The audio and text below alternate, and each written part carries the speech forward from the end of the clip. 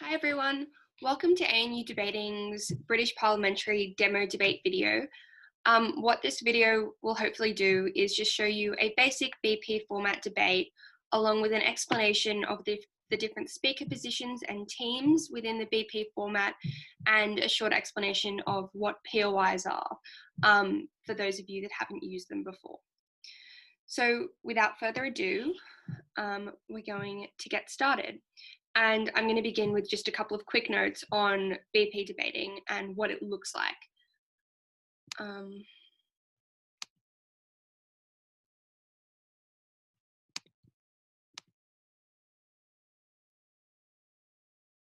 Right. Okay.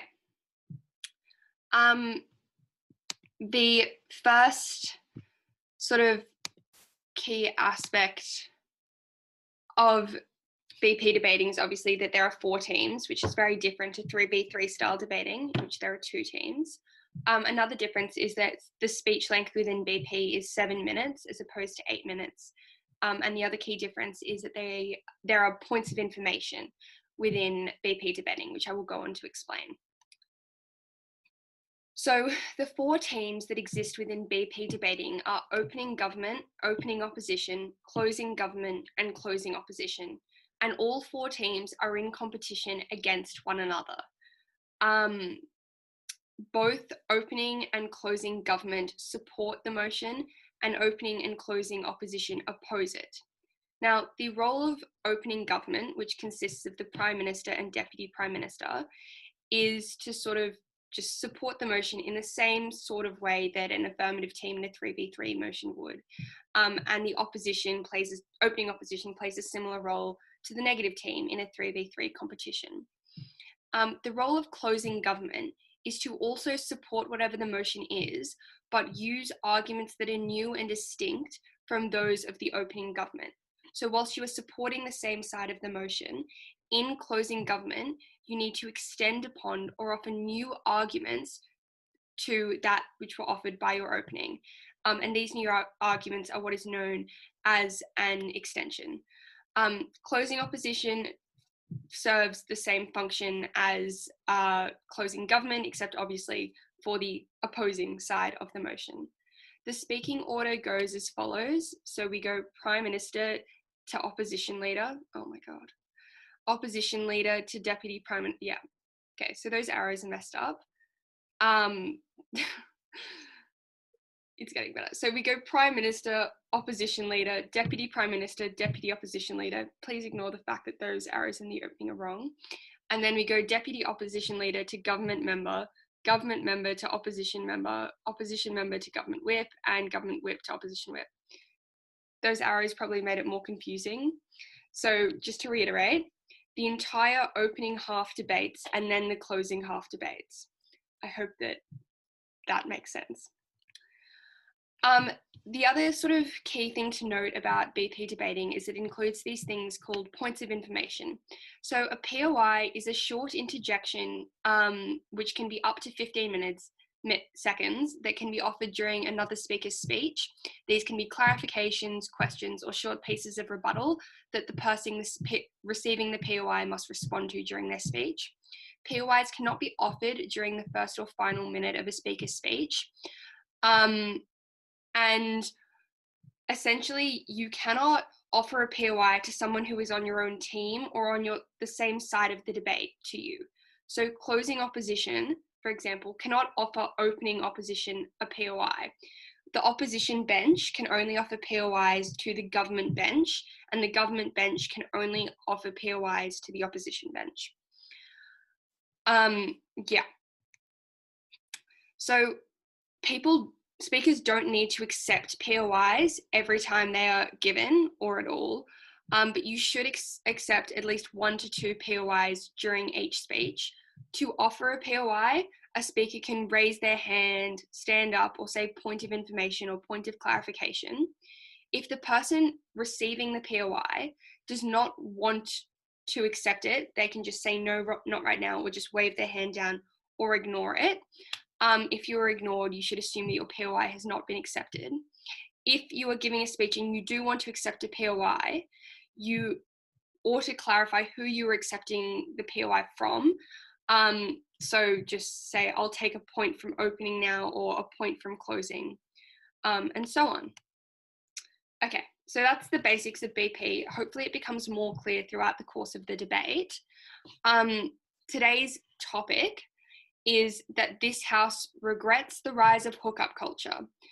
And hookup culture, as you can see on the topic, is a culture which accepts and encourages sexual encounters focused on physical pleasure without necessarily including emotional bonding.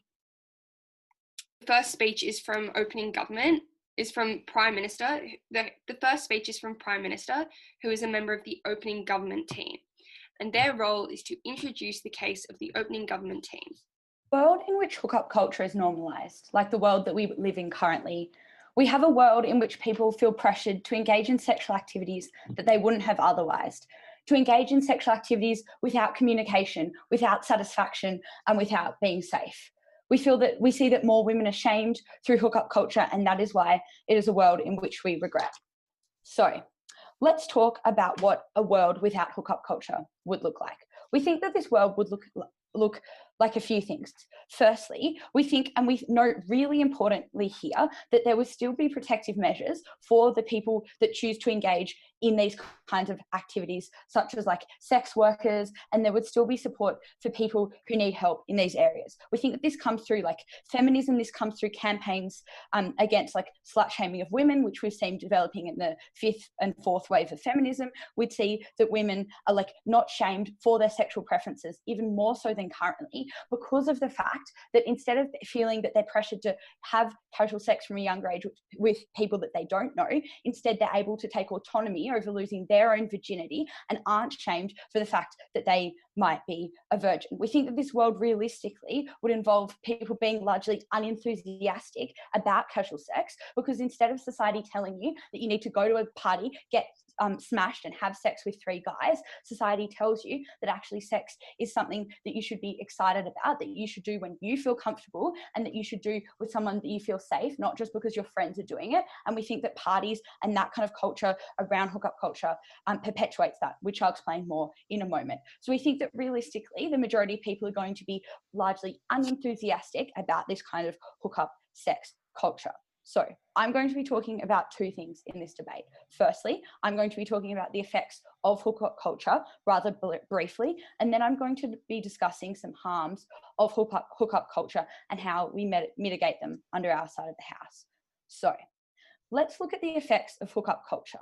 Firstly, we want to say that hookup culture has a particular pressure on men to hook up. We see that with toxic masculinity in our society, there's this glorification of men going around sleeping with women. Why is this? Firstly, because society tells men that sex is largely for them. We see this through the fact that like men are largely able to like have sex and can like come way more readily than women in hookup culture. I'll talk about this a little bit later as well. But also because men feel that there's this kind of perpetuation of like the male stereotype that they have to go around, and to be a real man, they need to hook up. That is why it has an effect on men. We also think it has effect on people in terms of virgin shaming. If we go back to 50 years ago, it was largely viewed as either you were religious, so you didn't lose your virginity until you were married, or even if you lost it, it was largely this system in which you lost your virginity to someone that cared about you, that you had communication, so that consent was way less nebulous than it normally is, where you can discuss with people and you can actually discuss what you're doing without the intoxication of alcohol every single time, and that you can actually talk to your partner about what makes you have pleasure during sex. Instead, in the world that we live in today, with hookup culture, people are shamed for being a virgin when they're still young. People are pressured into losing their virginity at parties by alcohol, which is obviously incredibly harmful, right? Because what happens is, we blur the lines of consent, which is totally not okay, because people should have full autonomy over their body. But also, secondly, we're just telling people because they haven't had sex that somehow they're less worthy than others. This has large effects on mental health and so forth. So let's talk about this second point about the harms of hookup culture. But first, I'll take a POI if you have one. Yes. Do you think, presumably in your world, sex is still something that like feels really good and people enjoy a lot. So do you think that people are more likely to choose to just not have any sex in a world where hookup culture isn't normalized, or instead to enter into relationships and circumstances that they probably don't want to be in, but are going to enter because they really want to get laid. Well, I think realistically, when hookup culture is taken away, if what actually happens, like you're trying to say, is people have less sex, then we're actually largely okay with that if it means more consensual sex, less sex in situations where consent is blurred line. But realistically, we don't think that's actually going to be the case, right? We think people want to have sex. That's like biologically within us. But we think what we're doing in a world where we don't have hookup culture is we're saying to people, it's okay to take your time. When you're ready, you're ready. And if that means that you need to wait till you find a partner and someone that you're like lovingly want to have sex with, well, that is okay. And realistically, we think that people aren't going to like enter into relationships just like all crazy and gunfire to have sex, because like it's a big commitment to get into a relationship. Casual sex and hookup culture is like one night, whereas like entering into a like detrimental relationship is a really big commitment, and we think that people probably aren't going to do that. But thank you. So I'm going to be talking about 3 harms. Firstly, we believe that hookup culture creates this strong incentive for structures to be created to normalize casual sex and hooking up. We think that this looks like things like clubs where there's like, and bars where there's like excessive alcohol drinking and people hooking up left, right, and center. We think that this is kind of like the glorification of alcohol at events, at like large parties or community events. People feel that they need alcohol in order to have hookup culture, because not many people want to hook up sober, right? And therefore that puts people in really vulnerable situations, regardless of whether or not they're hooking up. But I'll talk about the specifics in a second. We think that realistically, this leads to more alcohol at events and more glorification of alcohol and hookup culture. Why is this a problem? This is a problem for a few reasons. Firstly, it grays the areas and the lines of consent. It means that people are less likely to worry. It means that people are like less, if you've like engaged in hookup culture, people are less likely to worry about whether or not that was consensual or not. And even if they start to worry about, oh, that guy I slept with last night, I don't know if that was assault or not because I was intoxicated, they think, oh, it doesn't matter because everyone's doing it, which is really harmful. More people are being raped. But also, let's look at this second and third point about how casual sex is normally just bad sex. Realistically, when people hook up, it's not going to be what they want, because they can't communicate to their partner or the person they're hooking up with in a situation because they're intoxicated or because they're too scared to tell them. What this really means is society tells women that they don't deserve to come in sex, they don't deserve to get pleasure out of sex, because that normally takes quite a lot of communication, which is really awkward to have with someone if they're intoxicated, whereas men are way more likely to come, which means that under the world we currently live in, men are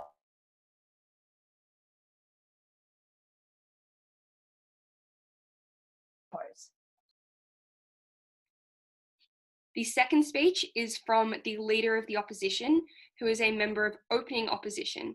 They introduce the case of the Opening Opposition team and rebuts the case of the Opening Government team. Calculated to time myself, so I've got to get back into debate. I haven't done it in ages. All right.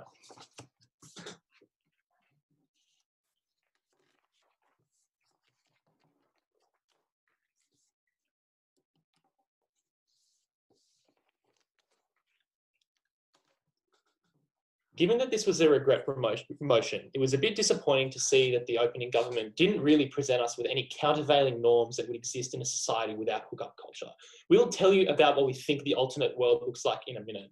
But first, we just want to clarify that sex is in and of itself a benefit, and that people should be encouraged to have it where they can. It releases serotonin. There are like multiple scientific studies that show it is physically good for you, but forgetting all that rubbish, it just is pleasurable and fun, and people should do it as much as they want and in a safe and enjoyable way.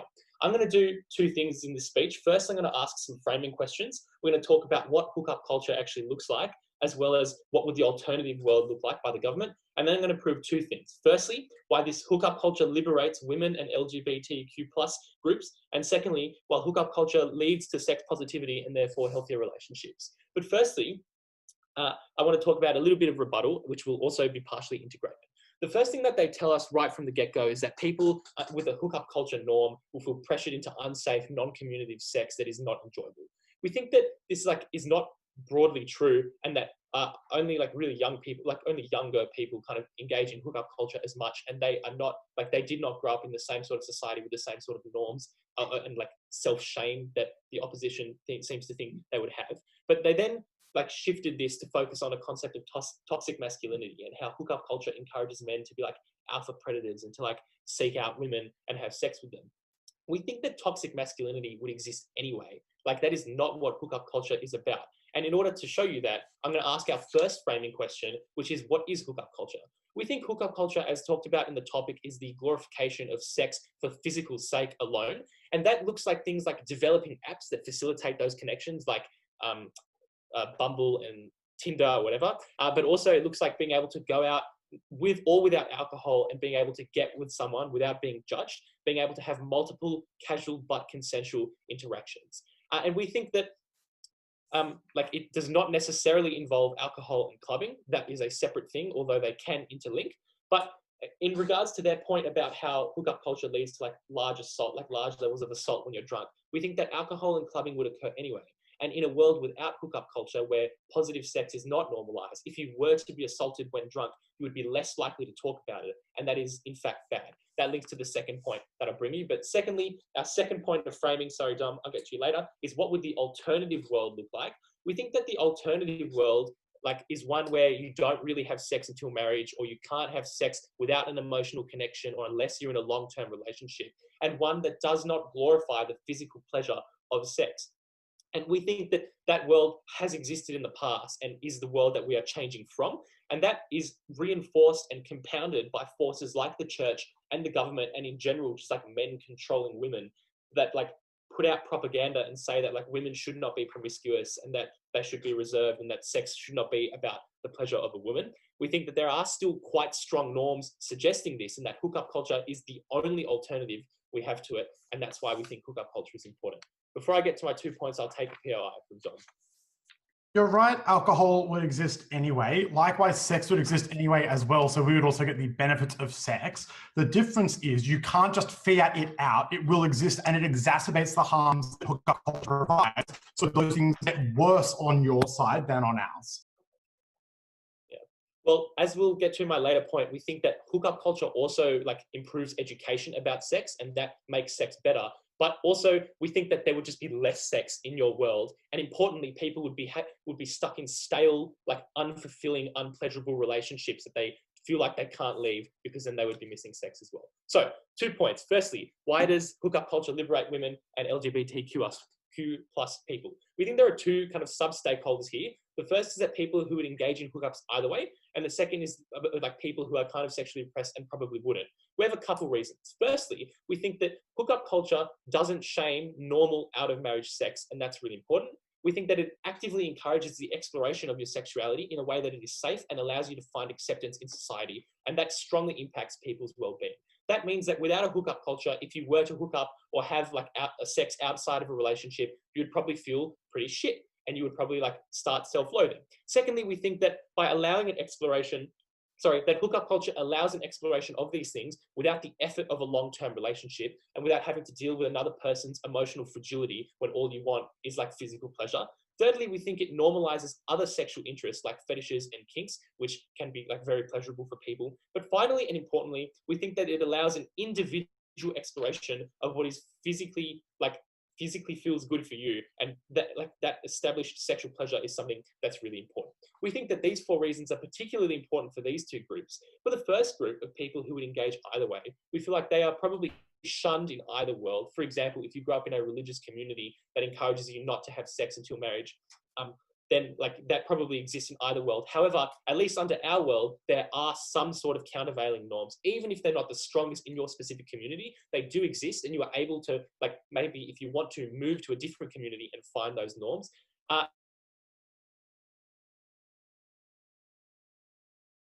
Group of people who are sexual, we think that it's likely hookup culture would normalize to them the idea of just having sex for the physical pleasure and without having to like have an emotional attachment. So the second question is, why does hookup culture lead to sex positivity and why that leads to good relationships? Firstly, we think that we have a couple of reasons. Firstly, we think that it means that sex is much more likely to be discussed in schools, and we can already see that in the way that like sex education has improved than the way it was back in the like 18th century or whatever.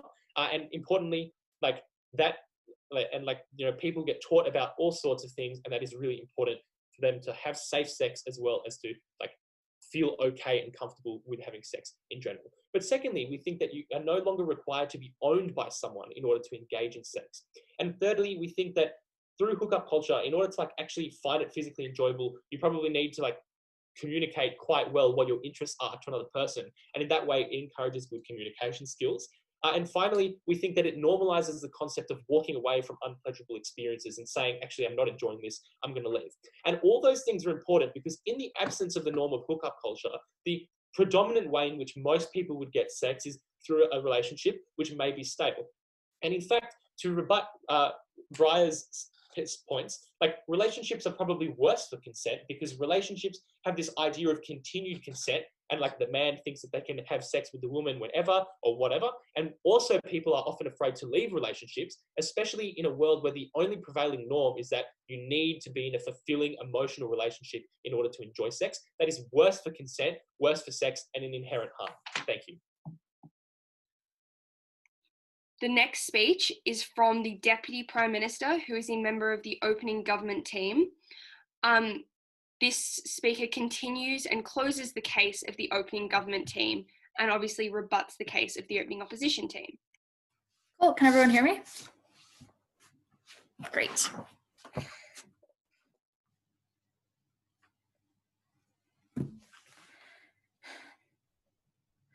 It seems like both teams on the opposition bench have made a fundamental error in this debate, which is that they have conflated coming with having sex. And for about half of the population, that is a very different thing when it occurs in a casual context, because most women, and studies have proven this over and over again, do not come when they have casual sex, which means that if the opposition wants to talk about how it is bad to be horny and it is good to satisfy yourself by having sex, for a large proportion of the population, casual sex is not the solution to that.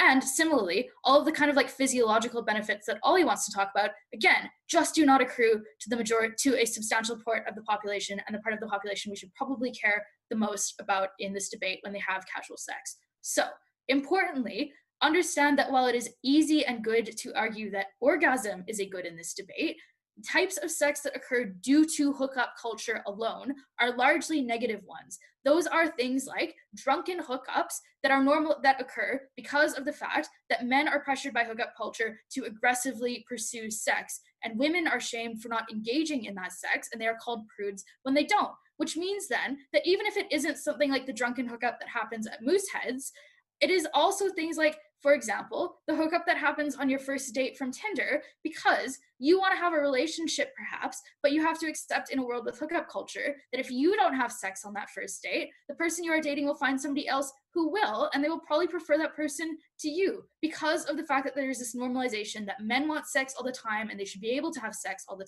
time because of hookup culture. That means that there's an enormous pressure for people to have sex earlier than they would like if they want to have a relationship because of the fact that they're competing with other people that, rightly or wrongly, they perceive as probably being willing to have that sex early on because of how normal hooking up is. So, firstly, how do people have sex under our side? It is important to understand that what hookup culture is just an additional pressure to have sex with another person or another group of people, right? There's already, as opposition identifies, an existing biological urge to reach orgasm and to satisfy yourself in that way. What is unique about hookup culture is that it pressures you to have sex with another person. Importantly, in a world where that pressure did not exist, we think people would be able to satisfy themselves in what would probably be a much more effective way for many people, because obviously there are lots of ways to satisfy that, like, urge that you get when you are horny, and probably most of those ways that are not casual sex are always going to be more effective. For example, you can go home and masturbate, and that is probably going to satisfy you better, particularly if you are a woman, because men don't know what the fuck they're doing if you're a straight woman,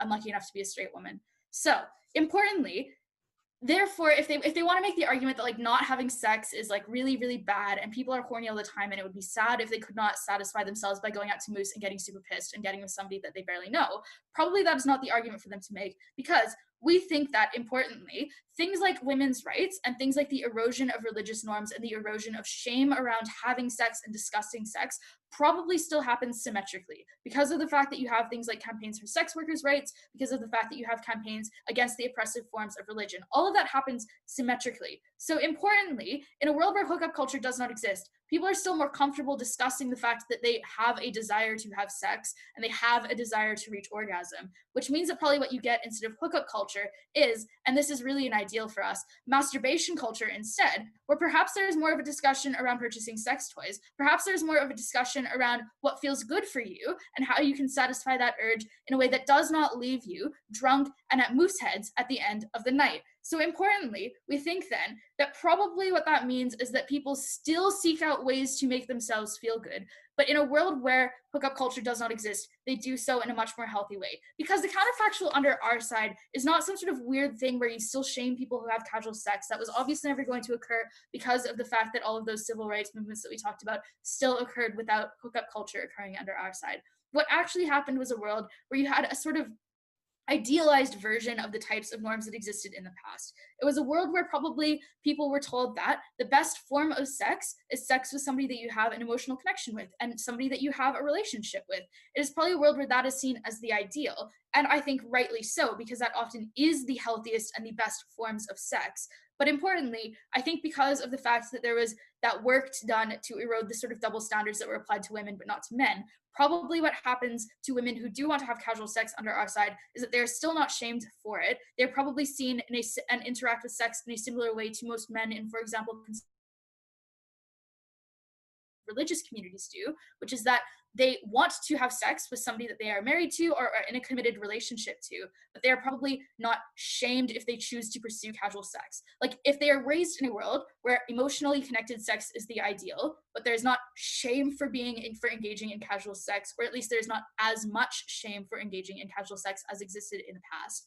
Probably what occurs is that people who have a strong desire to have casual sex interact with sex much in the same way that somebody who has a particular kink that is different from the mainstream interacts with sex, which is that they still have a community of people who are like-minded. It is a smaller community, sure, but there's still access to that type of community and there's still access to that particular form of sex. However, that applies only to the people that Ollie identified who are having casual sex on both sides of the house. What is more compelling for us is the people who are only having sex because of the existence of hookup culture. And we would tell you that if somebody is having sex with somebody else because of a particular set of prevailing cultural norms, a particular lionization of casual sex, a particular value that is placed on getting with lots of people, then that person is having fundamentally terrible sex every single time. Because the only reason that they are engaging within it is because of those cultural norms, which means that they themselves probably do not have a strong intrinsic desire to have that type of sex. They probably do not have a strong, understanding of why that sex is necessarily good, or a strong internal belief about that sex being good. Instead, they're engaging in it because society tells them that they should, and that is part of their value, which means that they are likely to themselves have an internal level of shame when they engage in that sex because they feel uncomfortable about it and they are not entirely sure why they're doing it, but they feel pressured to do so by society and they're doing it in order to improve their reputation or whatever, which means that that is the type of person who does need to consume alcohol before they're willing to engage in casual sex, because otherwise there's too much shame, right? There's a reason people do not engage in casual sex unless they are intoxicated in most instances, and it is because they need to overcome that shame in order to satisfy the pressure that society puts on them, which means that that person is somebody who is almost always going to regret that sex. It is somebody who is almost always going to wake up and see the person lying in bed next to them and feel a deep sense of shame about what they're engaged in. It is somebody who is never going to communicate during that act because they're intoxicated, but also because they are embarrassed and shameful about it, and they're only engaging in it because of society. We think that that is sex that is negative. It reinforces the toxic narratives that Breyer told you about to no response,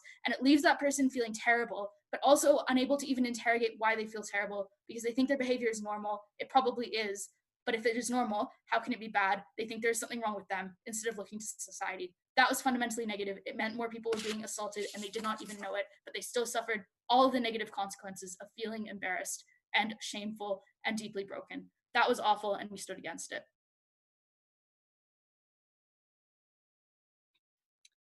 The next speech is from the Deputy Leader of the Opposition, who is a member of the opening opposition team. This speaker continues and closes the case of the opening opposition team and rebuts the case of the opening government team.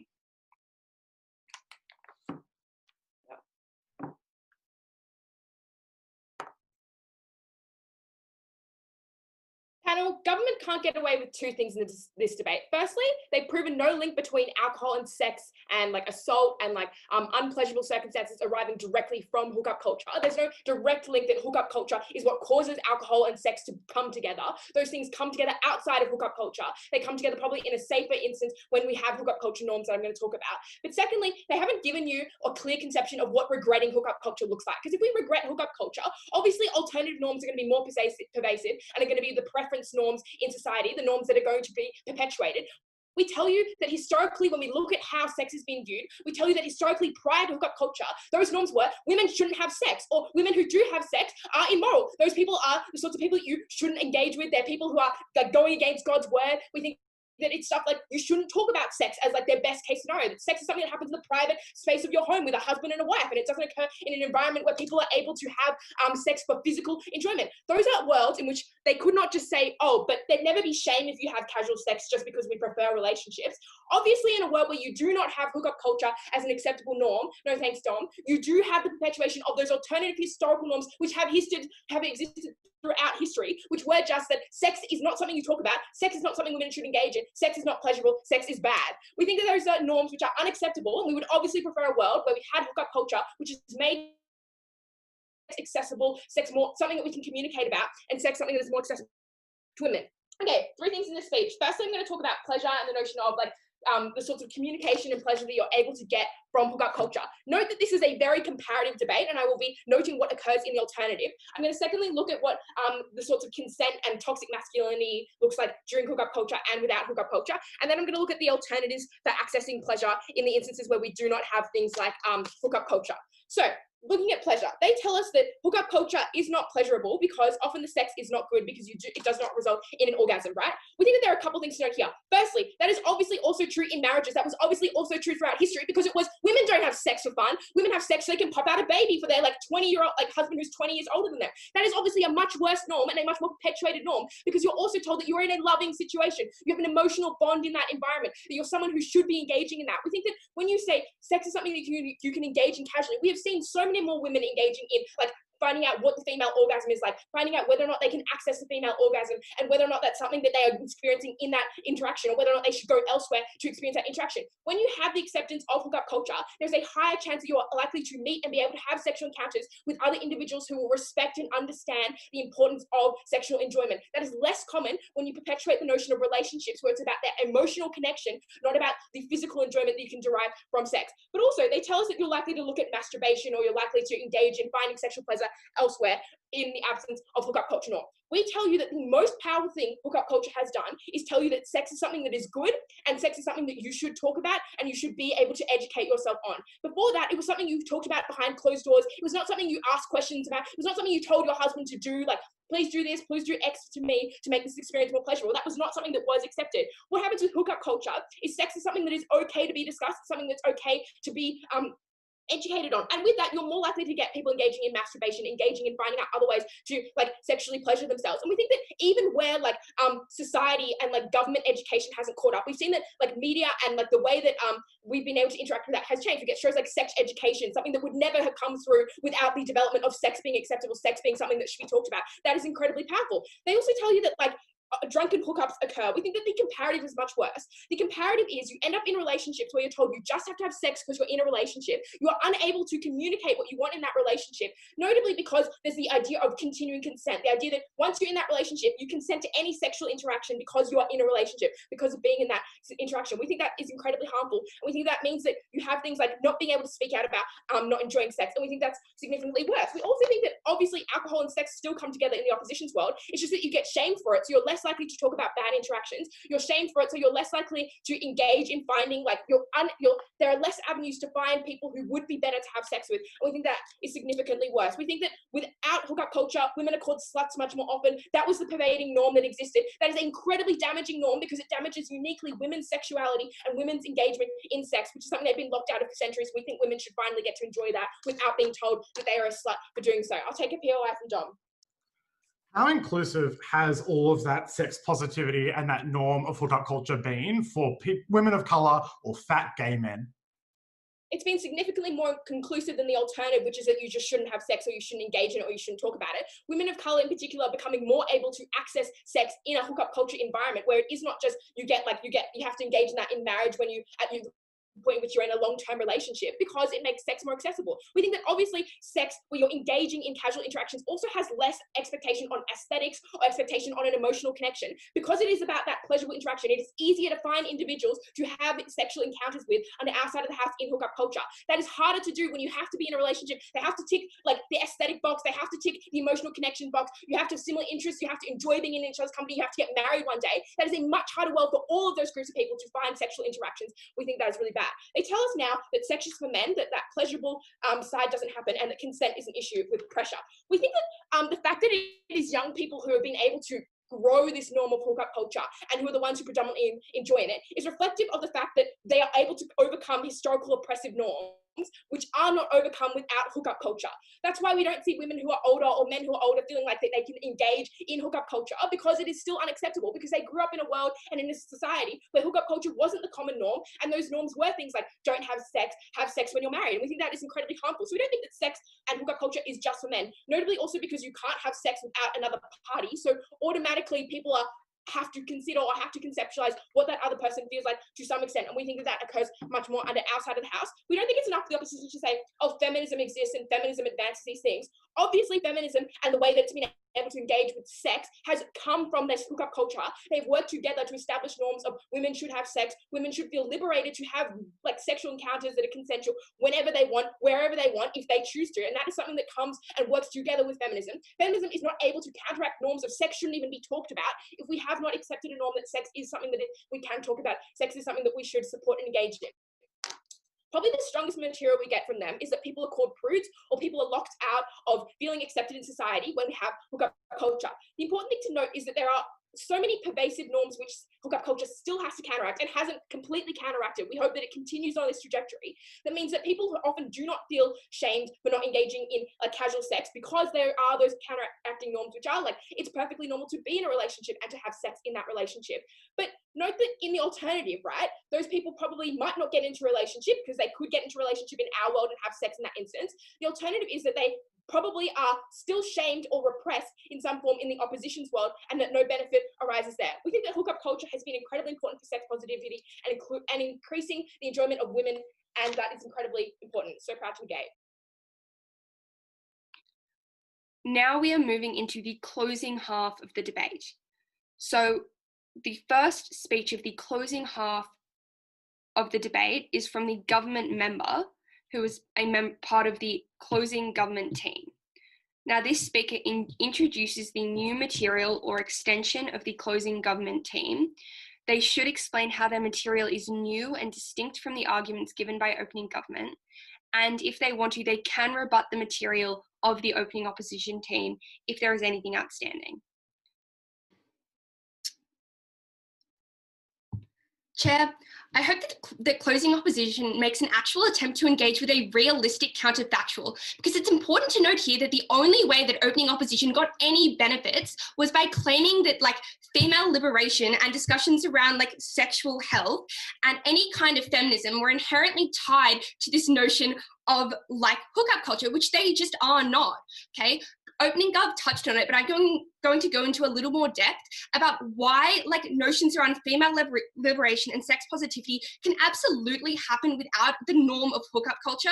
And I think that discussion will basically eliminate all of the benefits that you heard at opening opposition. 4 points of extension in this speech. So firstly, on the counterfactual and what it actually looks like. Secondly, on why hookup culture actually actively perpetuates narratives that oppress marginalized groups. Thirdly, on the harms to monogamous relationships that have arisen out of hookup culture and why that material is debate winning in and of itself. And then lastly, why people can't opt out of hookup culture and the active harms of that. Now, firstly, on this idea of the counterfactual. So OG gave you some information about how the absence of hookup culture wouldn't mean that people weren't shamed if they did decide to engage in casual sex, but that it just wouldn't be the norm. I'm going to go a little bit deeper on this and explain why, in the absence of hookup culture, but in a world where women are still being encouraged to be sexually liberated and stuff like that, what you're more likely to get is the occurrence of serial monogamy and people exploring different romantic relationships that also include things like premarital sex. sex, but in which there are open lines of communication and where there is active discussion and some kind of like emotional romantic interaction between partners, not just purely sex, which is what hookup culture, according to the topic itself, explicitly is. So we think that there would be obviously all of the same kinds of things around like female liberation and feminism and like a deepening understanding of premarital sex and why that's okay, but that sex just like not being purely outside relationships being the norm. We also think that you're going to get like more fulfilling sex in those instances, because we think that it's going to be explored with like a variety of different partners, and we think that that's going to be like just a really beneficial thing for people who haven't always had like the ability to engage with that. We also think that, like, as was touched on by OG, the norm of like exploring your own body through things like masturbation would probably be enhanced under our side of the world, where people are like encouraged to like experience sexual pleasure, but not just to have to fuck a lot of randoms with zero communication at all. I'll take a POI from opening. What's the mechanism on your side for why norms of sex is bad or sex should only be in marriage to make a baby are going to be taken down in the absence of hookup culture? Yep, so the obvious response here is that those norms already were being taken down before the rise of hookup culture. We think that it's really important to note here that there was like a period during which having a number of like romantic relationships and sexual partners before like you find the one was actually normalized. It's more just in the last like 10 or 15 years that hookup culture and this expectation that you like go on Tinder or go on Grindr and fuck a lot of randoms actually came up. We think that people were having sex outside of like the one person they were married to for a long period of time, but it's basically in the age of like the internet that this idea of hookup culture has actually been enhanced. So I think that that counterfactual is pretty clear because it already existed, and it would have continued to exist and provide women more and more liberation as time went on. Anyway, so on my next point of extension about why hookup culture actively perpetuates narratives that oppress marginalized groups, OG didn't say much on this other than like a bit of material from Jordan. Olo told you in Ollie's speech, and he flagged in his introduction, that there were going to be benefits for like queer women that he would explain later in his speech. He never did that, so there's not actually a lot of material to rebut there. I think it's really important to note here that hookup culture actively promotes the marginalization of people not viewed as traditionally attractive. Ellen wanted to tell you that it was going to be easier for like not traditionally attractive people to find partners because they don't need to tick as many boxes, but I think it's really important to note here that in a world that is fueled like in a culture that is fueled entirely by sexual pleasure, the only thing that matters is like physical attractiveness, right? So the question to ask is, who is hookup culture accessible to? The answer there is traditionally attractive people who meet Eurocentric beauty standards. People who don't meet those beauty standards are like inherently excluded from hookup culture. There's a lot of like evidence that Black women are the least swiped on people on Tinder, and there is the fact that Grindr has filters for things like race and weight. That is because people not viewed as traditionally attractive are always going to be excluded from something that prizes physical attractiveness above everything else, and that thing is hookup culture. So what that means is that the focus on like physical attractiveness in hookup culture means that marginalized people are made to feel even more shit, because this is something that society and white women are saying is really, really good, but they are continuing to be like excluded from.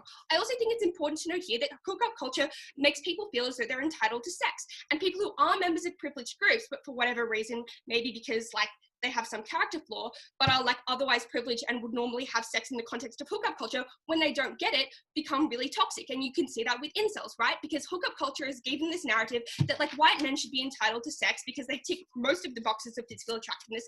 And then when they don't get it, they become incredibly toxic, and the narratives towards women become much, much, much more harmful. Okay.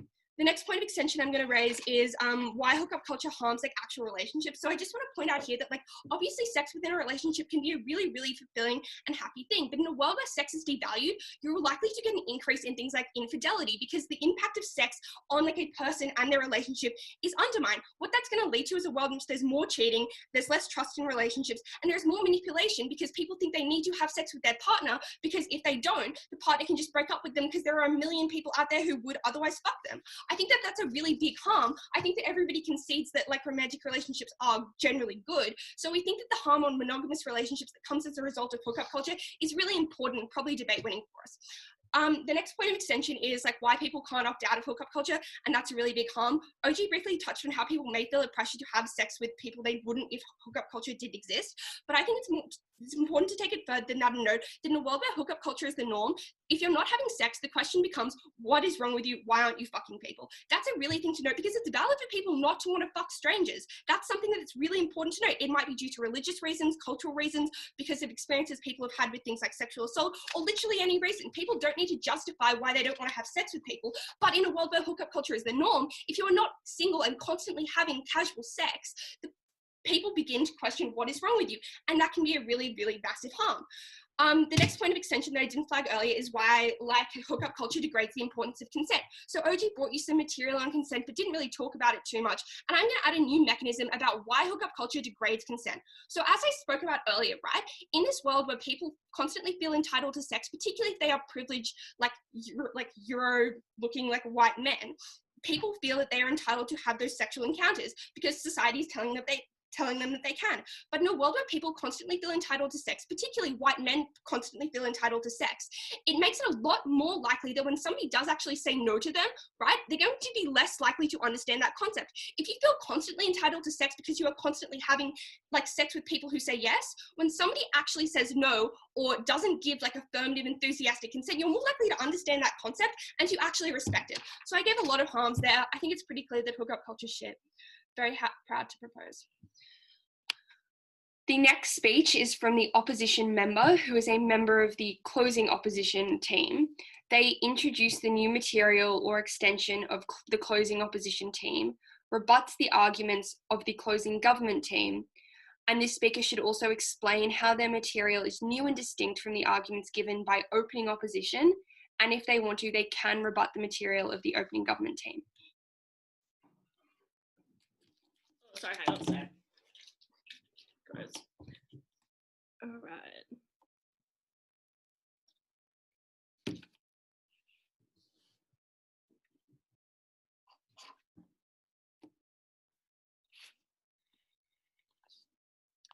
At this point in the debate, I want to say that there are probably two things that are really confusing and clouding the ability to judge where everyone is falling. So before I get into my extension, I just want to talk about, firstly, how much sex is actually happening on each side of the debate and what that looks like. And secondly, what the kinds of social and cultural norms around sex is likely to be with or without hookup culture. So, on the amount of sex happening on both sides, I think it's important and kind of confusing to note that everyone is trying to have their cake and eat it too by saying, oh, sex is still going to be happening, plenty of sex in a world without hookup culture. Opening tells us that's because, like, it'll happen, but it'll just happen less, but the norms will mean it can still happen just fine. Whereas closing is a bit better in trying to tell us that it'll still be happening, but in a series of relationships. I think it's pretty obvious, as is the nature of this debate, that casual sex will happen much more often in a world where casual sex is normalized. That is to say, it is obviously just far easier to take someone home from a club than it is to enter a series of monogamous relationships, which often have very large hurdles in being able to enter into. But in terms of the amount of pressure that exists and whether or not that is harmful, it's important to note that hookup culture was always a countervailing narrative. That is, it arose in opposition to dominant narratives around things like not engaging in casual sex, which is to say the 1 billion Catholics on earth are probably still very happy and comfortable to wait until marriage. That social norm was important there. But then we have this idea of like, well, what actually is the influence of hookup culture? Does it feed into things like toxic masculinity? Does it feed into things like feminism? What does a world without it actually look like? Our opening has been accused of like being very, I guess, not generous in characterizing the alternative world. I think there's a number of really simple things we can point out that say just blatantly would not exist without hookup culture. Primarily that's things like hookup apps, things like Tinder, things like Grindr, all of those kinds of websites and arrangements that allow that to occur are just a really prime example of things that would not exist, is what we're going to talk about in extension. So I've got 3 points of extension. The first is going to be on the liberation of women through the wielding of sexual capital. So the first thing I want to talk about in this point is just to point out that quite obviously, we live in an actively oppressive society. That is to say that there are entrenched systems of power where privileged individuals control valuable assets that they can use to get ahead in life. That's things like money, that's things like property, that's things like social connections. No, thank you. Most of these things have been wielded by men over women for the course of human history, right? Because women were expected to stay home or they weren't seen as capable of taking on high power, high paying jobs. That just means they possess much less things like money and like property, but also really struggle to make it into things like the boys club. Note that a norm of hookup culture actively rebalances this power dynamic by normalizing and legitimizing a tool for women to wield, being her choices to flaunt her ass or her boobs in order to gain specific benefits. That's like things for generating an income through her OnlyFans account, sleeping with her boss for a promotion, simps on Tinder sending her money for no reason, getting a sugar daddy to pay through her college through seeking arrangements. All of those things can only happen in a world where hookup culture exists, where it normalizes a much wider, much broader social cultural norm where everybody can comfortably engage in things like wielding those types of assets. But importantly, note that this does not entrench the objectification of women by any means, but actually encourages their liberation. How was that? Because note that this culture created an individualized sense in which these kinds of actions were now the woman's choice. That is to say, in the alternative without this culture, it is very likely that your boss is still going to objectify you or want to sleep with you as an attractive woman in the workplace. But now you can control to the extent to which you want to get on those types of apps, you want to encourage and engage in those types of relations, you can wield the narrative around yourself and whether or not you want to lean into that type of identity, to capitalize on that type of identity and gain a benefit from your sexual capital, something that cannot happen on the opposition side of the house. But the second point of substantive I want to bring you in this debate that I think is really important is to talk about the exploration of queer sexuality and the acceptance of queer identities. Because note that, and I think CG has been a little bit disingenuous here, hookup culture is actually extremely important to queer communities and to all sorts of people within those communities. That is to say that apps like Grindr allow people anonymously and to the extent to which they are comfortable for, dip their toes into things like queer experiences and try and get a feel for if that's a community and a sexuality and an identity that is right for them. Note how much higher the bar for engaging in queerness is on the opposition side of the house. That is to say, now you can't just like have a hookup with Moose with someone of the same gender as you and laugh it off, or privately meet up with someone through a hookup app.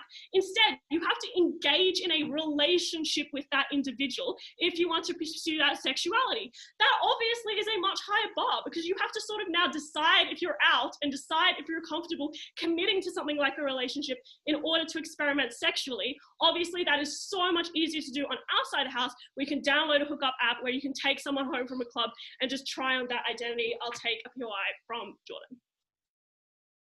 Obviously, prior to hookup culture, people were engaging in casual sex. In particular, the queer community was engaging in casual sex, like the 70s, the 80s, even the 60s to some extent. This was the norm.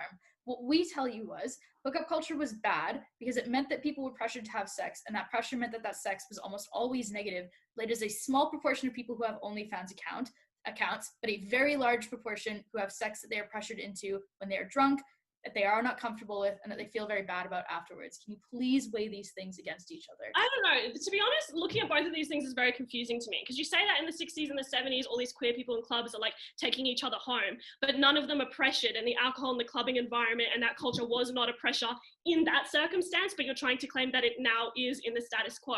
That is very confusing to me. Like, either we accept that there is a much broader scale in which you can engage in sexual relations socially and culturally, which we think has all the benefits of liberation and capitalization and exploration that we tell you, while obviously having a minimal but some extent and existence of shame, which would have existed on either side of the house anyway. We think that's a bit of a moot point. But the last point of substantive I want to bring you is just to note that in a way that I think has just been largely ignored in this debate, that humans are inherently intimate creatures, and we shouldn't be setting the bar of intimacy so high. And note that this really engages with the material we get out of CG about non-traditionally attractive people, because it is much easier to take a 2 or a 4 home from a club for one particular night than it is to committing to loving someone who is not traditionally seen as lovable in the media and in society for an extended serial relationship. That's obviously a lot harder.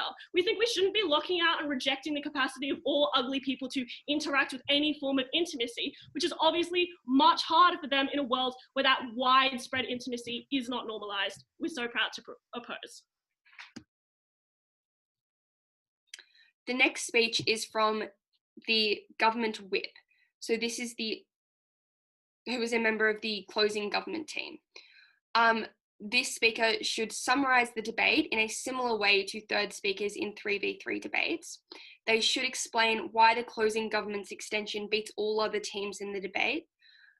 They should rebut the arguments of both the opening and closing opposition teams, but this speaker should not and cannot offer new arguments or new points of extension.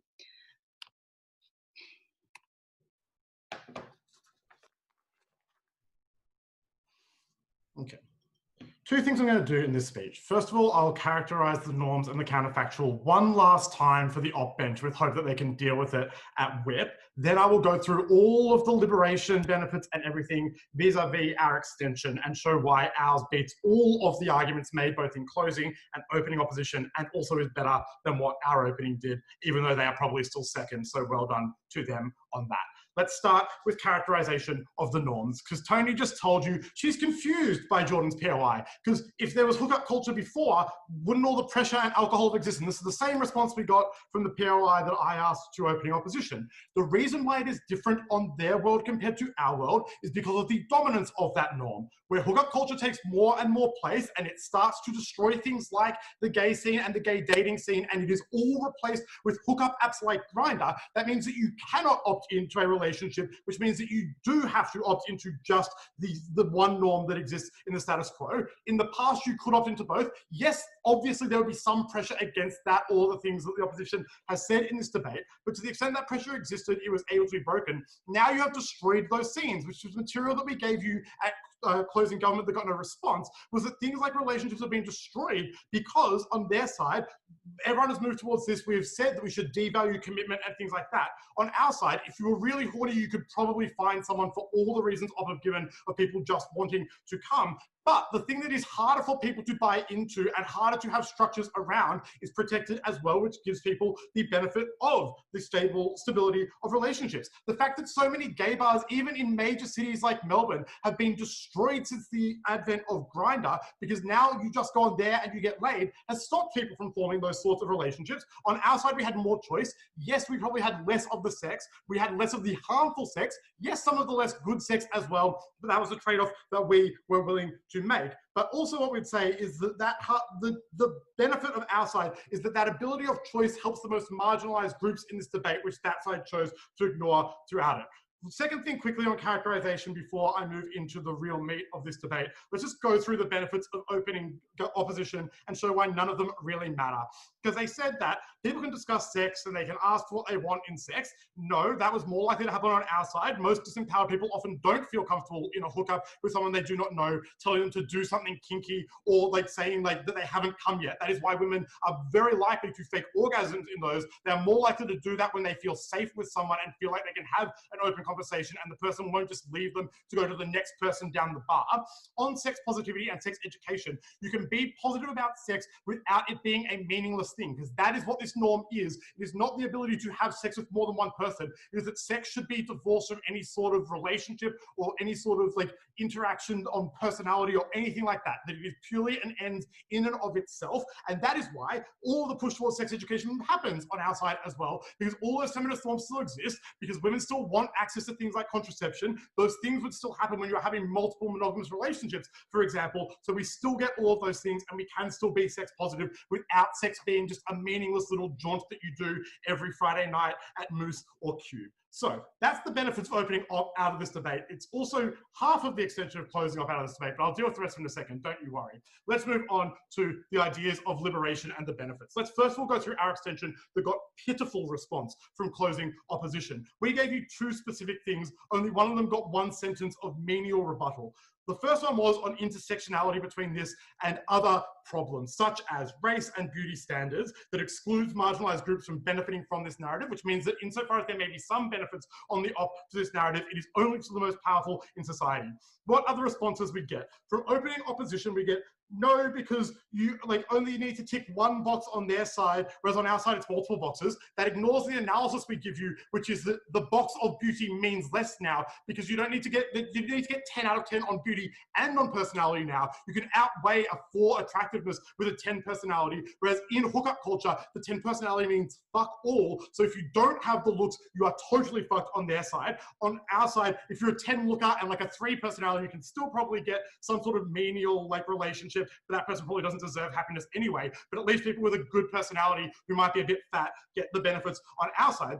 The next thing we get from closing op, which is basically the same response, is no, because if it's not a long-term commitment, you might take a 2 home from the bar. That's easy for someone who's not a 2 to say in this debate, but most 2s don't get taken home from the bar. In our world, a 2 at least has a personality that can outweigh all of that.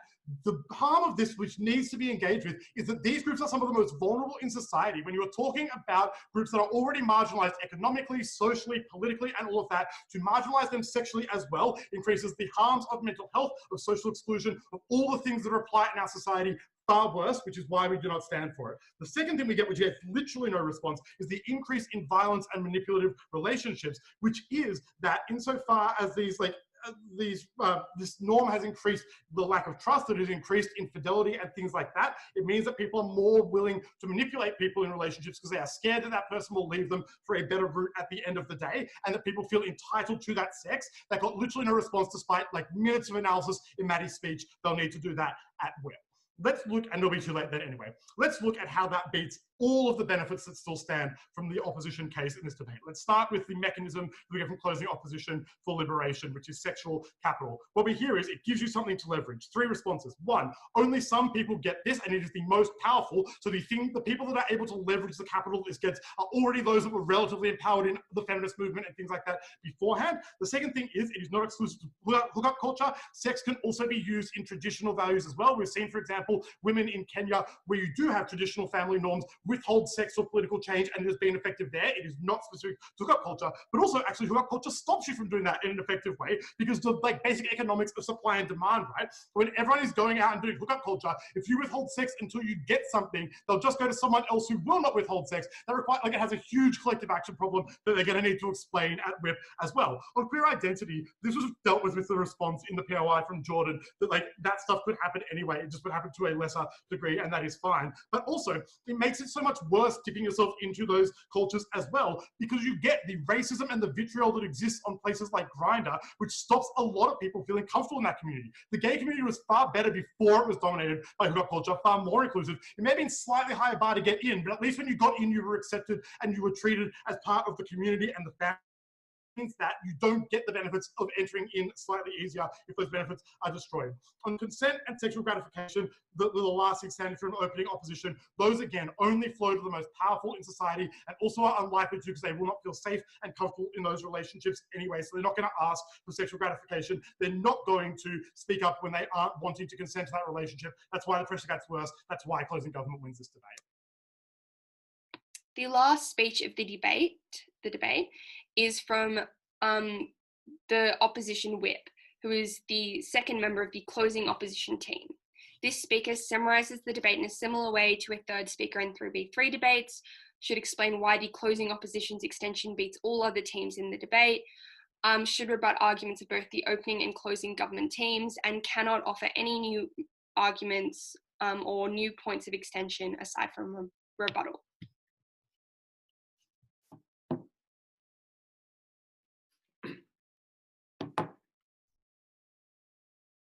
As a male debater, I probably know nothing about the ability to pleasure women, but as a male debater, I'm going to talk about it anyway. So, first question I'm going to ask is, are people pressured into sex? And I think this deals with the bulk of opening Gov's case. Because they tell us that people are pressured into sex, this is really bad because then they call prudes if they don't, or otherwise they consume alcohol and they don't get really good sex, and it's really damaging for them, right? I think then the question is to ask, the first question to ask in this is, how many people like 10 very intuitively, the majority of people like sex, and I'll give 2 mechanisms, that is, say, evolutionarily and emotionally, sex seems to be a pretty good thing. So I think the majority of people like sex, and therefore the majority of people are not coerced into sex. The second question I'm going to ask is, how strong is the norm? And we point to the fact that there are other historic norms that mitigate the fact, that suggest that this norm is not all-empowering. That, secondly, that feminism still exists in our world. Feminism still advocates for individual choice and consent. Thirdly, to note that it likely erodes over time. Let's say not everyone's a horny teenager all over. But fourthly, and most importantly, right, because the focus of this norm is about individual pleasure, right? This means individually, if I don't enjoy sex or I feel like I should put it off, right? this is totally legitimate for me. I'm not a prude. Instead, it is a difference in the way I perceive and interact with pleasure. And I think this comes about acceptance of kinks, etc., which suggests that this norm is not entirely coercive. That is to say, because alternative norms exist so that most people are not pressured into sex, this means that it is not bad, which means all this stuff about alcohol and how it's terrible does not come into play in the majority of cases, because the majority of people just consume alcohol because they want to get smashed and not as an intersection in the result with sex. Second question. No, thanks, Jordan. Second question. On pleasure and sex positivity. And I think this is Gov's strongest material, right? Because they want to have their cake and eat it too. And they'd be like, look, everyone still talks about sex and there are ways to get off, even in a world without hookup culture, right? And the unique mechanism they give us here is feminism. And here are 3 structural reasons as to why that happens a lot less. Firstly, we point out to the fact that you make it only accessible to those that have sex, which are a lot less people, which means maybe only really old people can talk about it, which means they're likely subject to the same predilections of kink shaming and older norms that opening wants to talk to you about. We mechanize this. Secondly, we tell you that that women all throughout history have justified themselves as, oh, it is not necessary for me to enjoy this relationship because there's so many other things that make it up to the fact. That is to say, because my husband doesn't pleasure me, it is still fine. I should still stay in the relationship with them, etc., because it's okay, there's so many other things. We tell you that uniquely, feminism is likely to weigh all these other things much more in a world in which hookup culture does not emphasize the unique and individual pleasure, which means that people are less likely to talk about sex or to think that sexual gratification is important, which means that they are less likely to talk about these things. The third and final response says, look, obviously they have to accept some trade-off. We think that a world in which more people have sex and sex is a lot more experimented with is a world in which sexual gratification comes up. And the impact of all of this, right, is their world is very far, far bleaker, right? People don't talk about sex, which means minorities aren't able to experiment, which means that everyone does have worse orgasms because people are way less able to communicate with each other. So if you want to talk about inability to communicate with alcohol, this mechanism is one such that you are unable to communicate at all, whether you are inebriated or not, which is the most important, and which applies to a far greater set of circumstances. Third question I want to ask, on marginalization. So here's where CG pushes. Look, if you're a 2 or something, you can't get laid because now you only care about your personality can't get weighed up against this. We would point to the fact that obviously this is not extreme to the case that they make it out to be. If your date has 0 personality or is a complete dickhead, you're still not gonna sleep with them. No, thank you, Jordan. But far more strongly, right? We tell you that, look, to some extent, both of those norms exist in both worlds. Let's say, if you are only getting married for the purposes of really wanting sex, not being able to access it without the ability to get married, this means you're also likely to only get married for the purposes of pleasure, which means you're also only going to care about how hot they look, etc., But at the point at which you lower the buy-in, where more people can have sex, whereas a less competitive, where it's the stakes are lower, you're not locked in for the rest of your life. This means that the ordinary people who are not, above the scale, are able to access it as well. What do we tell you? And we tell you what we tell you is far more subtle, just like ugly people, etc., We tell you it applies to a set of people who are uniquely locked out in alternative norms. That is to say, people who are queer, people who want to experiment with their identity, etc., They tell us, but that hookup culture would still exist, in the 60s and 70s and stuff.